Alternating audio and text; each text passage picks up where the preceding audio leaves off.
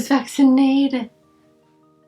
Hi guys, welcome back to my channel. In today's video, I'm going to let you know what our experience was like getting my son's 4-month-old vaccines. Especially now with the pandemic that we're all going through, you may be concerned or anxious about what to expect for this appointment. If you want to know what to expect for your baby's 4-month-old appointment, then keep on watching. I'm not sure if it's just my baby's doctor, but when my older son was born, I found that my doctor's office was really proactive about booking these appointments. They would give me a call about a month ahead to schedule my son's appointments, but now with the pandemic, us parents have to really roll up our sleeves and be proactive about all of these appointments, so that's been a little bit of a struggle, I'm not gonna lie. I gave the clinic a call about a couple weeks before my son turned 4 months old, and they let me know what to expect for the appointment. For this appointment, we were only able to have one parent in the clinic, so that was a little bit disappointing.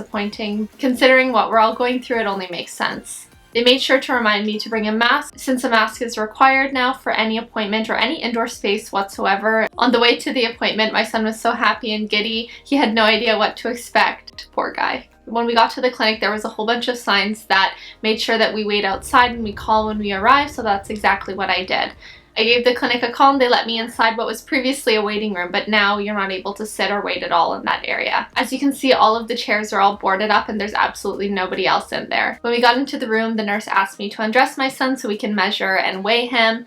He's quite a healthy guy, so he's in the top 3 to 5% for his height and his weight, so he's a big boy. He measured to be about 27.5 inches long and 19.3 pounds, so he's quite a heavy guy. After the nurse was done taking her measurements, my doctor came in to assess him. He took a look at his heartbeat and made sure that he was making noises. The doctor also checked his stomach and his limbs to make sure everything is okay. He also asked me if I have any concerns, which of course I don't. After the doctor was done assessing him, we had a conversation about what to expect next, which would be solid foods. My son is not quite ready yet to introduce solid foods because he still has tongue thrust. If you put something in your child's mouth, they'll actually stick their tongue out and sort of push it out. So that's how I know he's not quite ready, and he's not really sitting up yet on his own. So I'm going to wait a little bit longer to introduce purees. We're not quite there yet. Once we were done with the doctor, the nurse came back in and we started with the actual vaccine portion. The nurse had me hold him like I was about to breastfeed him and hold down his arms and legs so that she can put the injection in both thighs. She also gave him the rotavirus vaccine, which is an oral vaccine,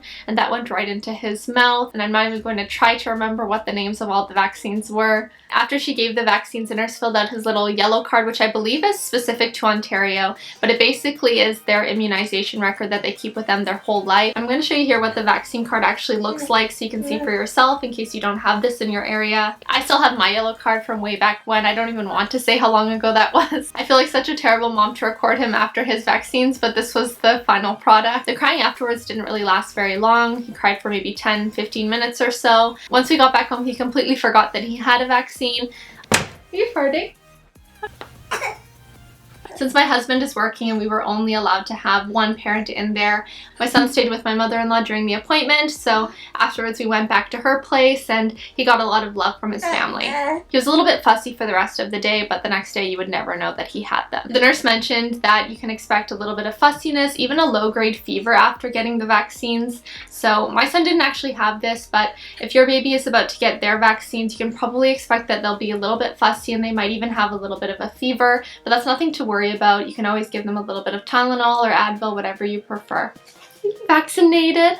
I'm so lucky. Zane is such a good baby. I couldn't have asked for a better baby. I was really concerned having Zane during the middle of a pandemic that we wouldn't be able to vaccinate him or take him to the doctor, but everything has been really safe and they have their protocols, so I'm really grateful for that. If your baby has also had their 4-month injections recently, let me know in the comment section below how that went and how you guys are feeling. If you like this video, make sure you subscribe and I will see you in the next one. Bye guys!